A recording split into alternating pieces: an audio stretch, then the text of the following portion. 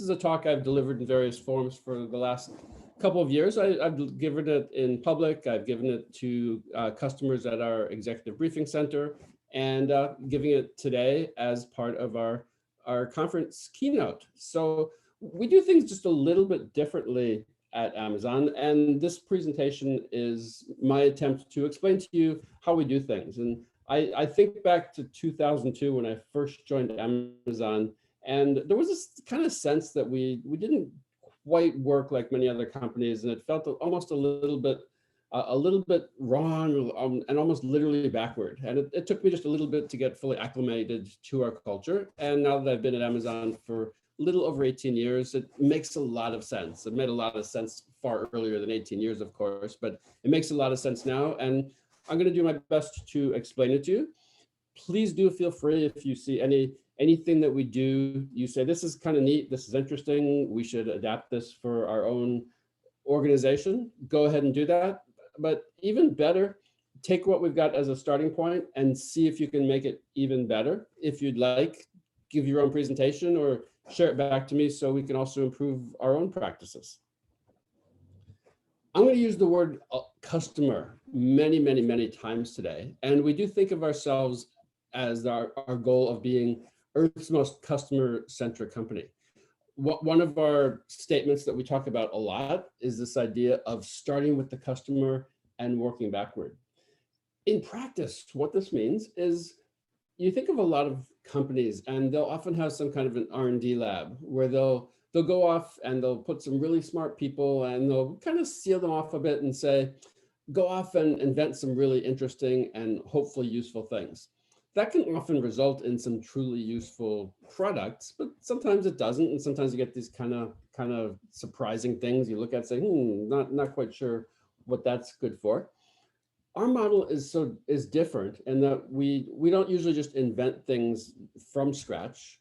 We always start with meeting with customers, listening to customers, learning from customers, and then working backward from what our customers tell us, what we learn from them, work backward from there into something that we hope will actually address and solve whatever particular challenges that they have shared with us. So I'm going to talk to you in detail about how we actually go about doing that today.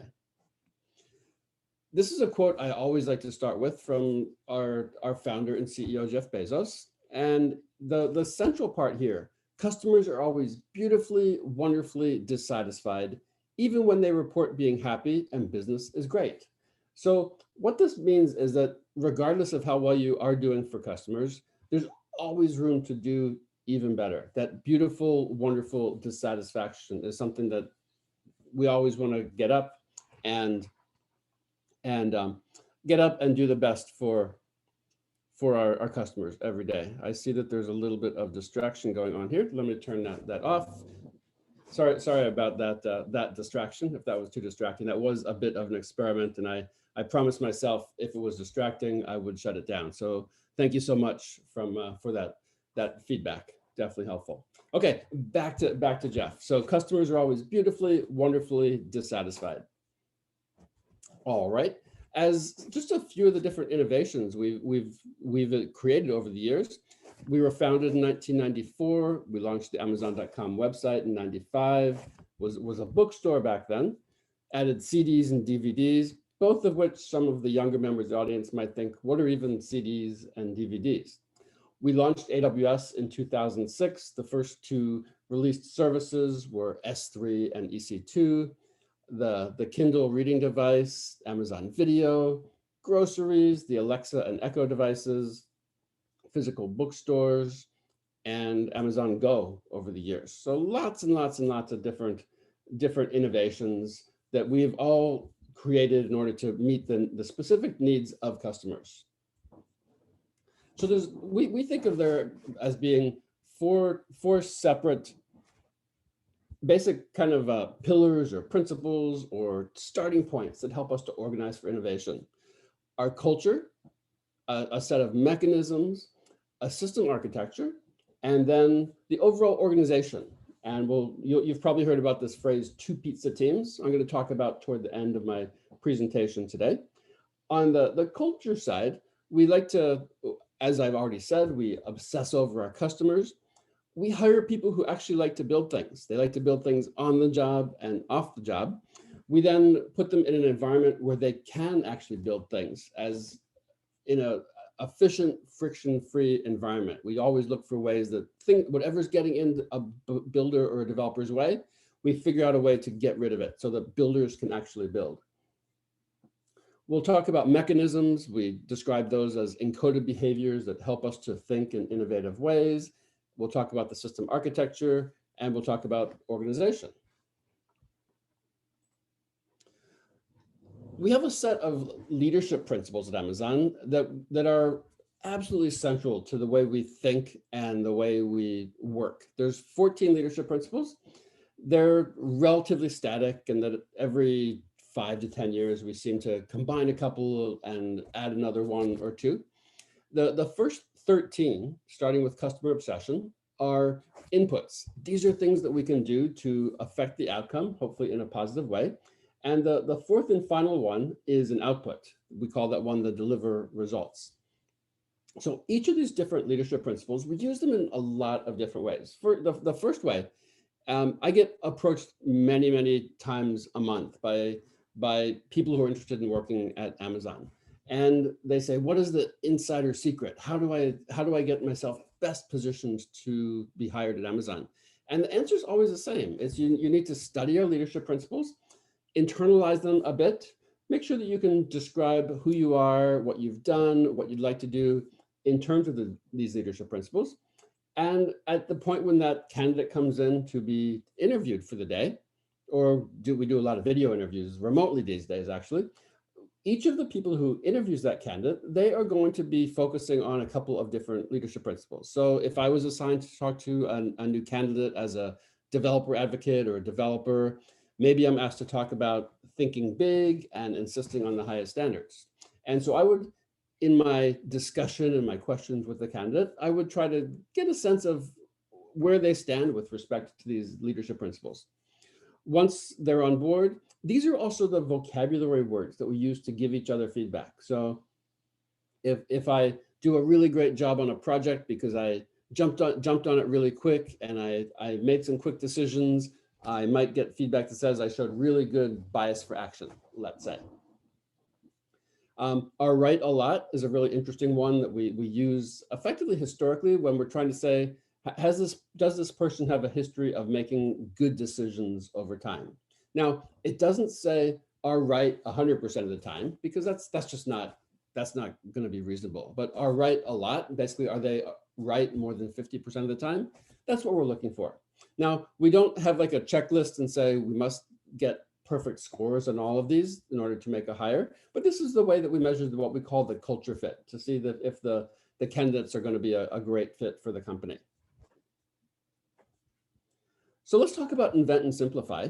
So we are a company that creates new things all the time. So here's how we define invent and simplify.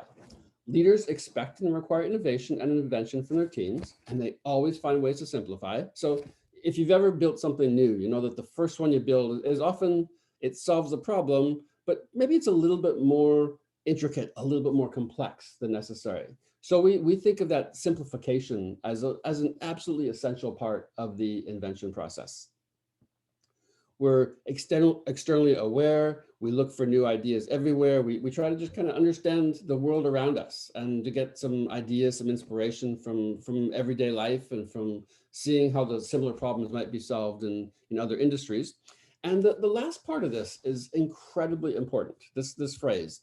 As we do new things, we accept that we may be misunderstood for long periods of time. What does that mean?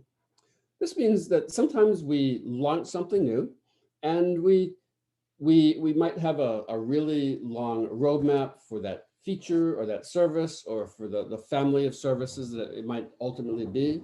But sometimes we simply launch that initial offering.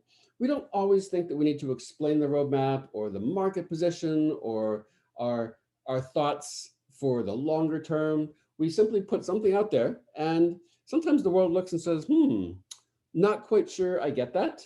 We would never, ever, ever do anything to mislead or misdirect the market or the customers. But sometimes we know that the first step in a new direction there's the opportunity is not right quite there yet to kind of explain what that bigger picture might be all about. So we are, again, we'll never mislead, but sometimes we put something new that's out there, and there might be just a little bit of confusion, and people might say, not quite sure why Amazon is doing this. People have learned over time that if they do watch and track us and follow along, follow the story along, that ultimately the big picture will actually emerge. In the early days of AWS, I did say that S3 and EC2 were the first production services that we launched. The first beta service that we launched was SQS, the simple queue service. At that point, most people thought of us as an online bookstore. Maybe some people were getting their CDs and their DVDs from us. And we launched a message queuing service, and people probably think, what? Why is a bookstore selling message queuing? This is just really weird. This makes no sense whatsoever. In reality, that was just our first step in a long road of things that we knew we were going to be doing. We knew for sure that we needed to get that first service out the door. We knew that a few people would look at that and say, this is a perfect tool to build large-scale, fault-tolerant distributed systems. The right people found that service, understood what it was all about, and did actually start building those kinds of systems very, very quickly. We could have launched SQS and said, okay, by the way, this is our first thing. We have a ton of things that we're working on for the future, and stay tuned for this and for that and for the other thing. Announced a long roadmap. We'd rather just put things out as they're ready. Let people figure out for themselves over time what it is that we're up to. Let's look at a couple examples of that. When we launched the very first Kindle device, the one you can see on the right side of the picture, it was a big, clunky, awkward, heavy, complicated device. You look on there, you see there's a full keyboard. Imagine all the mechanical stuff inside there. There were extra sliders and controls and buttons all over the place. That was our first entry in our first e-reader. We put that first one out there. We knew for sure this was what we could do for the time, but we knew that was just a starting point for us, and that we were going to be able to do better and better and better over time. And in the course of a decade or so, that clunky original Kindle evolved into the very, very sleek Fire tablet through multiple iterations, getting that first one conceptualized and built and out the door and in the hands of customers. You need to do the first one, the second one, the third one before you actually have the ability to do the one that you really want to sometimes. And so that very first Kindle was that really important starting point in the e-reader space for us. AWS itself is another great example of this.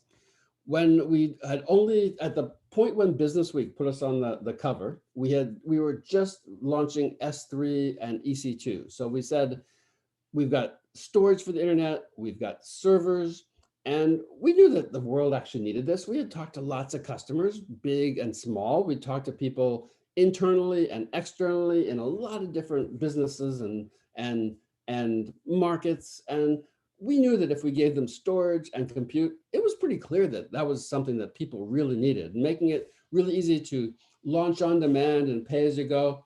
We had plenty of high quality data to tell us that was what we needed to do. However, when Business Week came and talked to us about it, they didn't quite see it that way. And they came and said, you know what, Amazon's risky bet. And I read this title here. CEO Jeff Bezos wants to run your business with his web technology.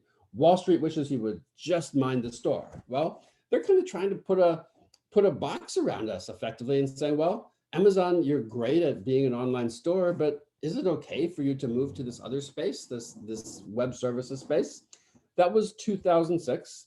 And last I checked, there were 175 AWS services. So in the space of 14 years, we've gone from 3 services up to 175, and with millions of customers making use of those services each and every month.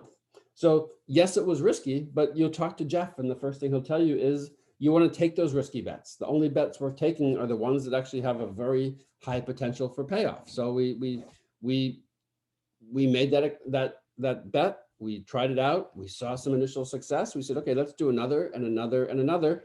And we've got that list on the right, the 175 services now. All right, now another leadership principle is called bias for action. So the idea of bias for action is that speed really matters in business, and that a lot of decisions that we make in business are actually reversible. And you have to make this trade-off between how quickly can you make the decision and how much data would you like to have.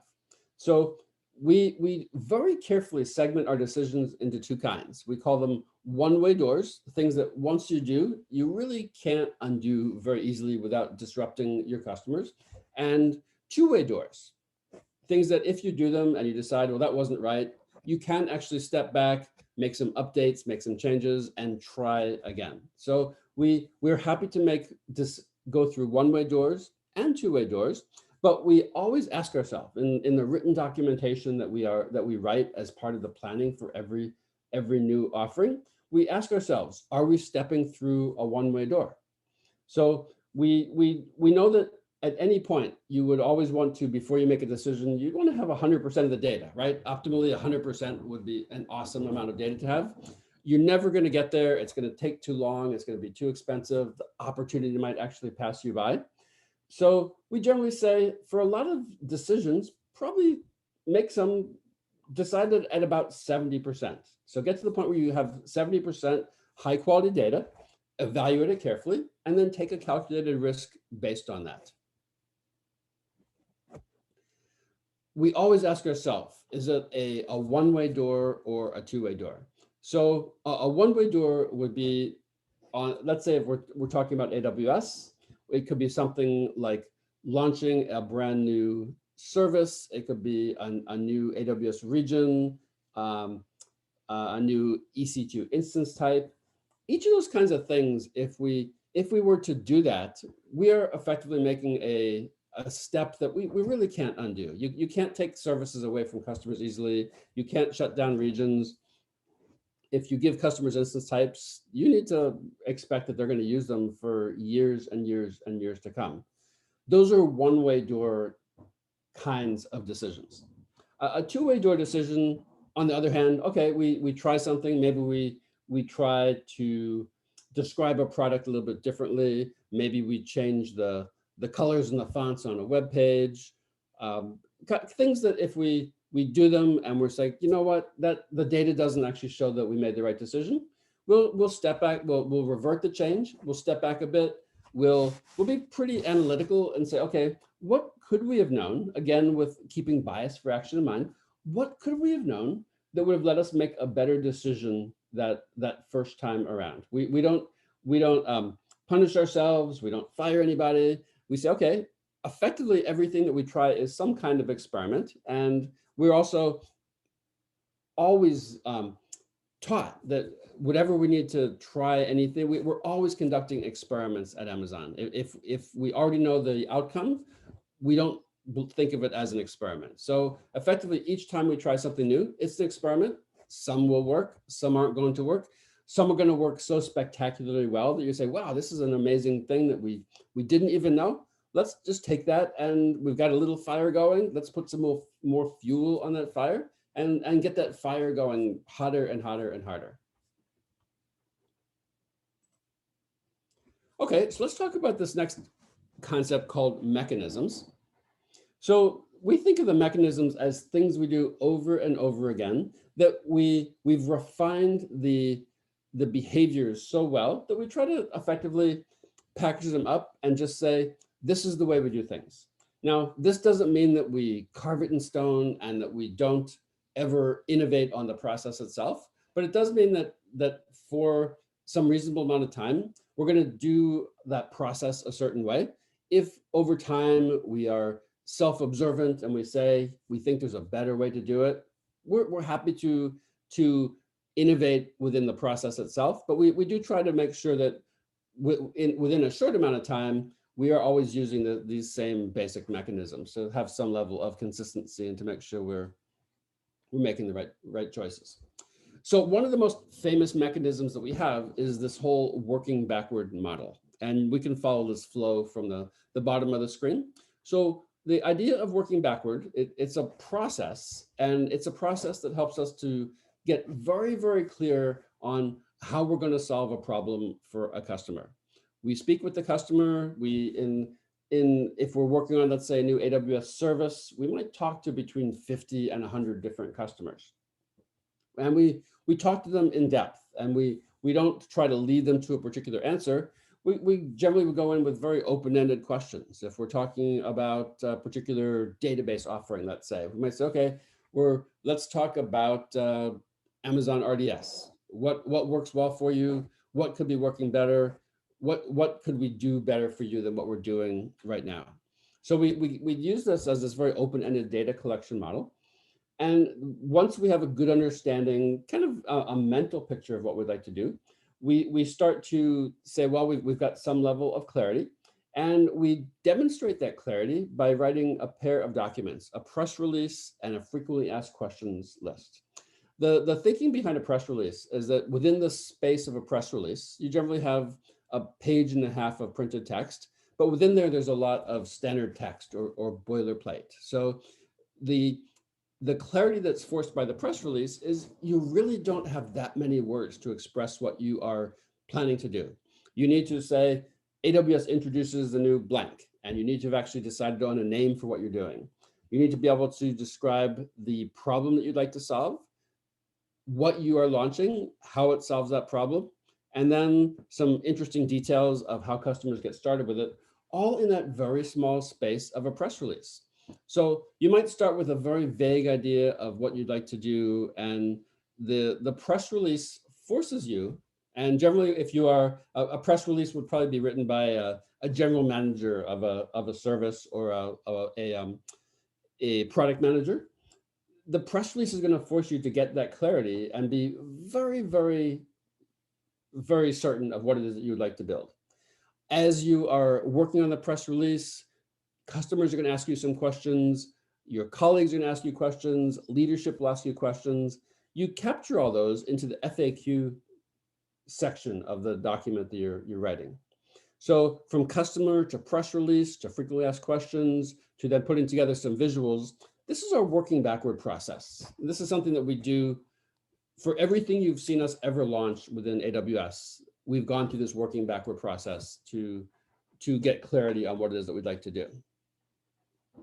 So some of the things that we ask ourselves is, who is the customer? And when within the AWS space, we'll say, okay, let's go talk to some developers, let's go talk to some enterprises, maybe we need to talk to some educators and students, maybe some database administrators. We want to make sure we understand who the customers are, understand the context that they live and work in, and that we truly understand what their needs would be.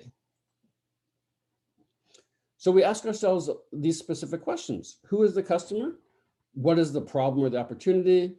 As we're putting our press release together, we're going to ask us, is the actual benefit really clear? We're going to cross-check ourselves and say, how do we really know what the customer needs or wants? And we're going to start thinking about the customer experience as well, very, very early in the process. There's three main artifacts, as I talked about, from this whole working backward process: the press release, the page and a half, the FAQ, which I've seen them go anywhere from 10 up to sometimes 50 printed pages of FAQ.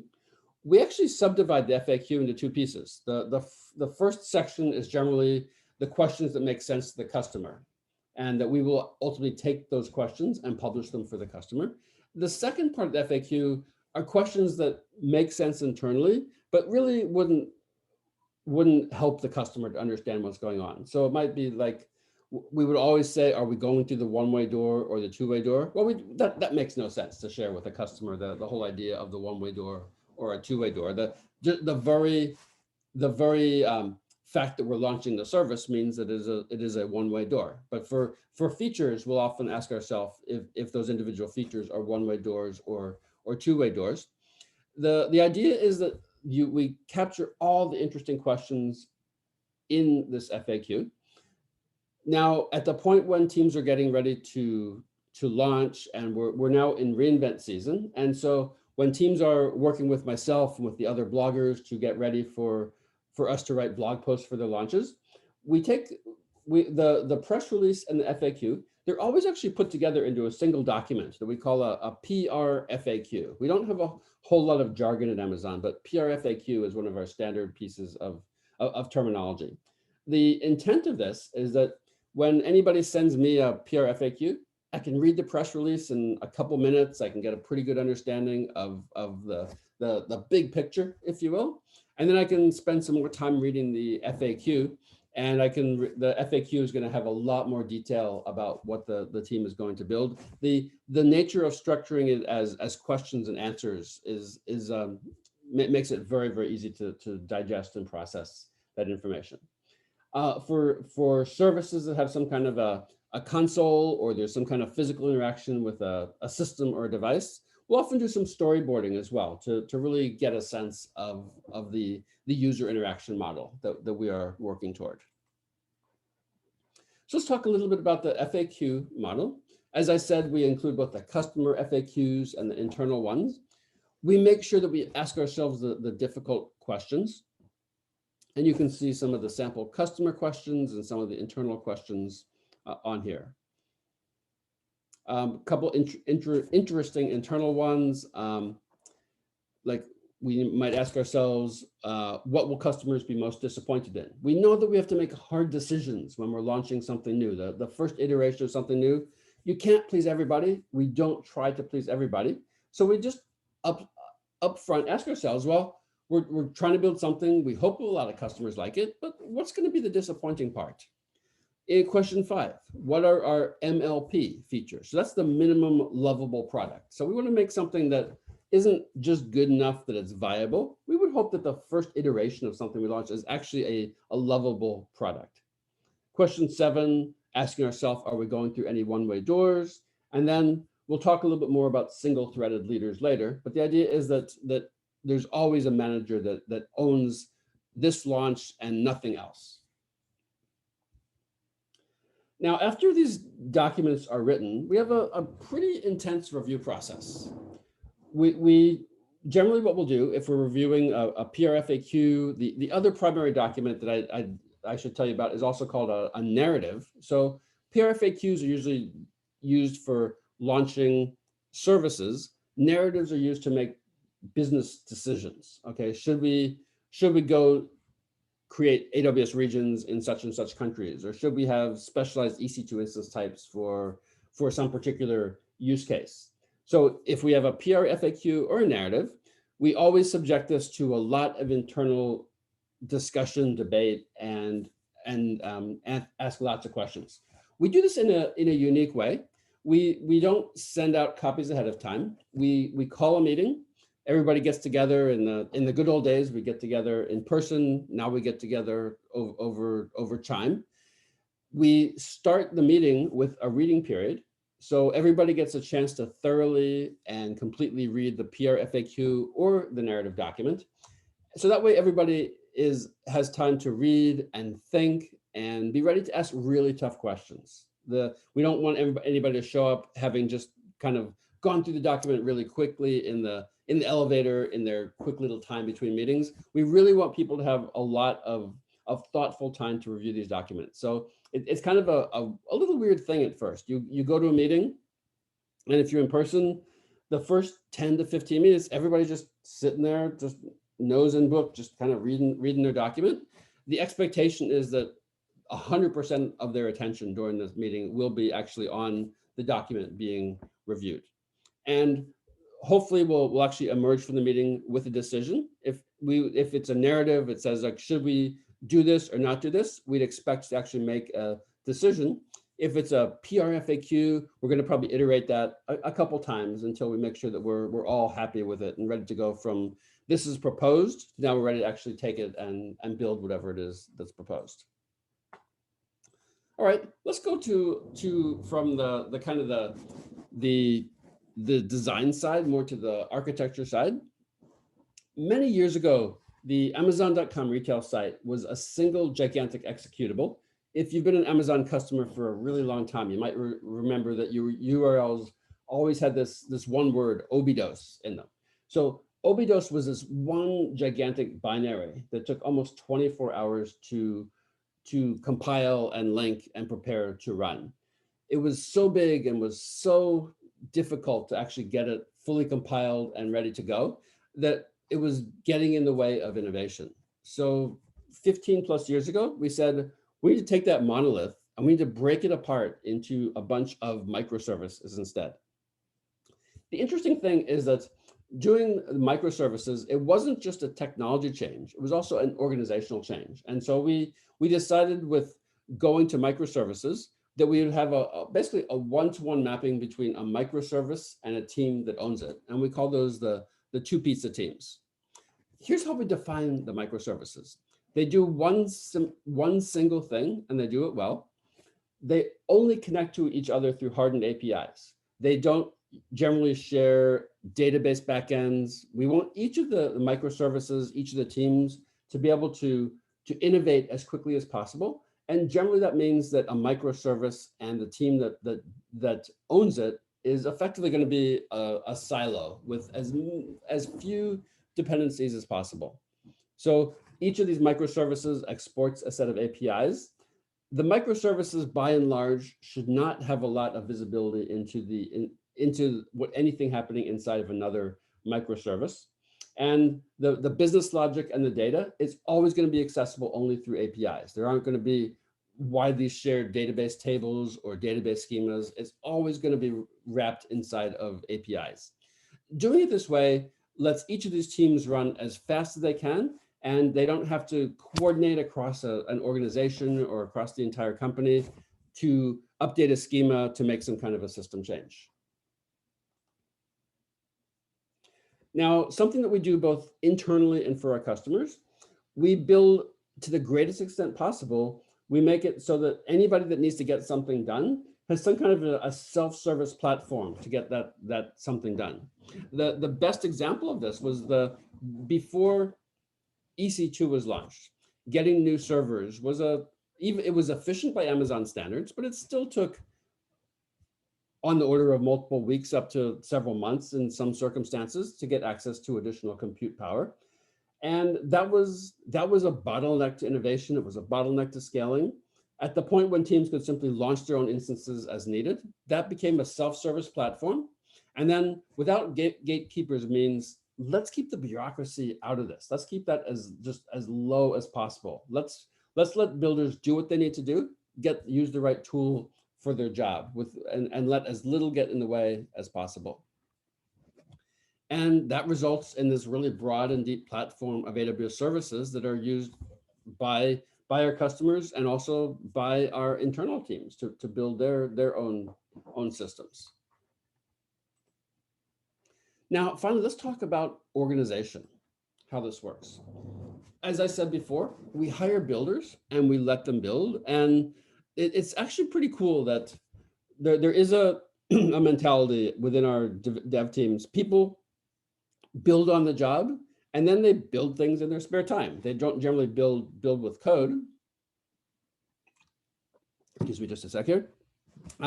We'll find that people are just as intense and energetic about the personal projects that they build as their work projects. I've got a bunch of colleagues like me, they're into electronics and 3D printing, others into woodworking, but generally people that say, give me some raw materials and show me a problem, I'm going to do something to actually solve that problem. So we like to find these people who are builders and then figure out everything that's possibly in their way and get rid of those things so they can just be focused on being great builders.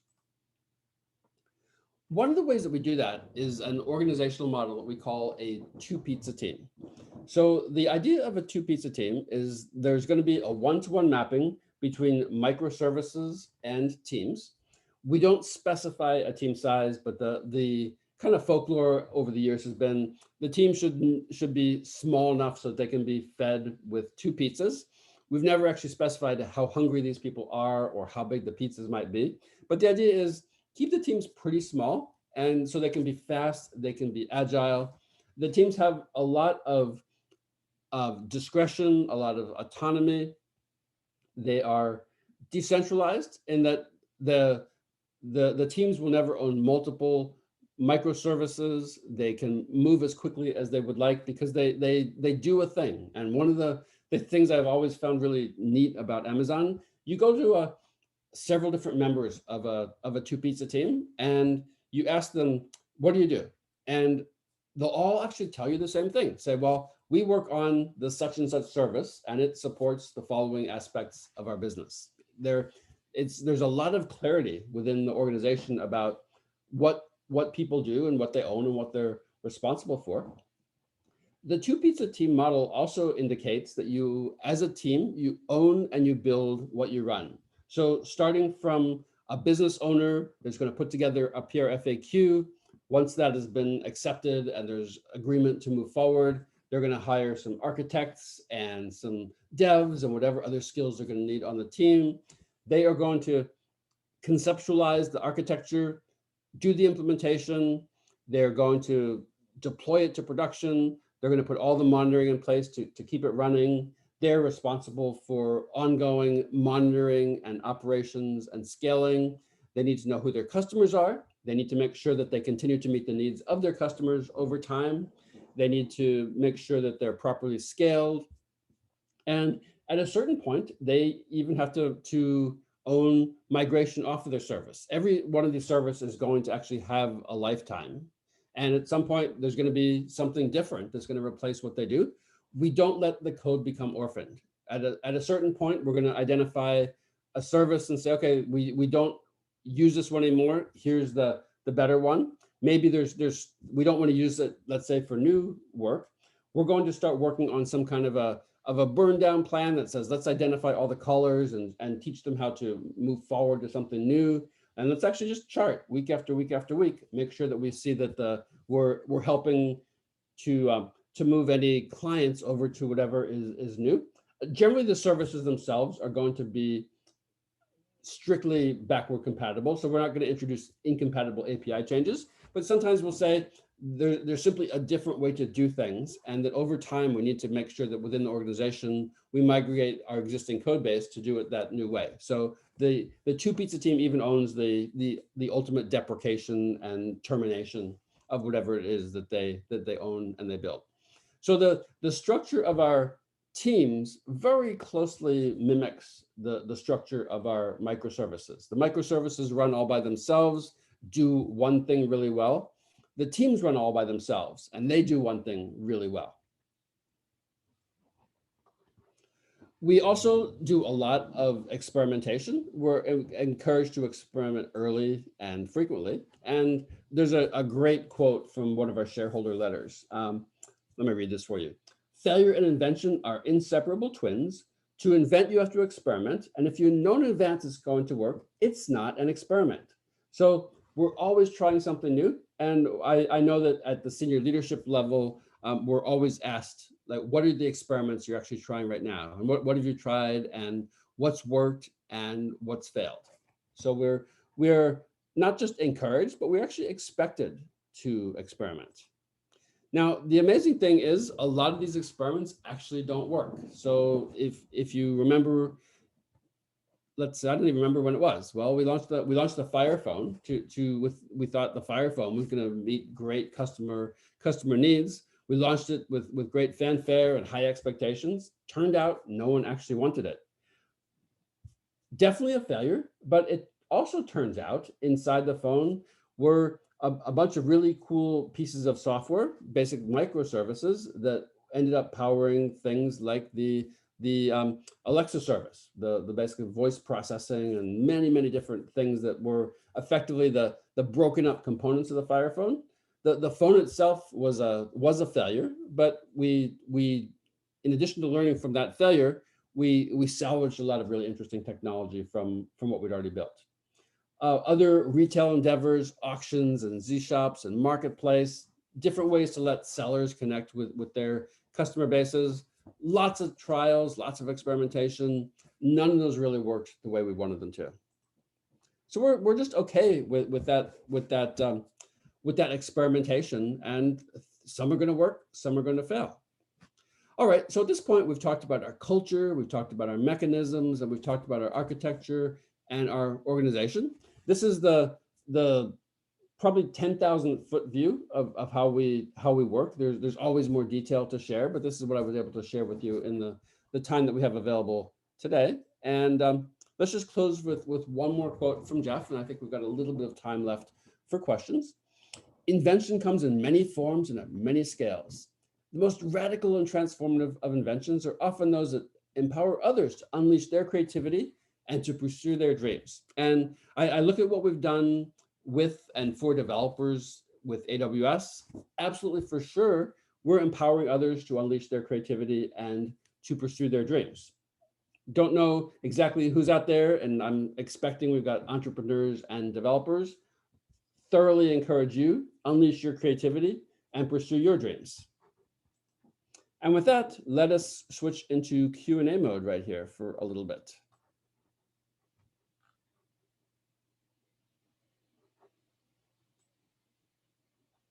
Let's see. Wait for some good questions to pop up.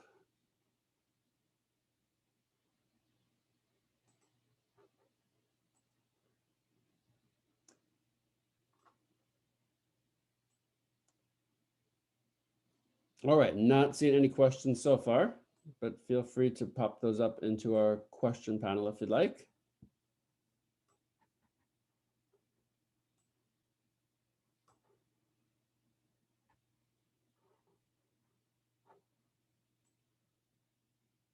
No questions, okay.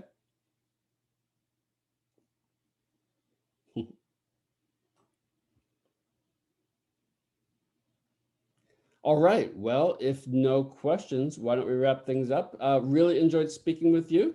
I'm Jeff, and please enjoy the rest of the conference. It's been really, really fun to speak with you. Bye-bye.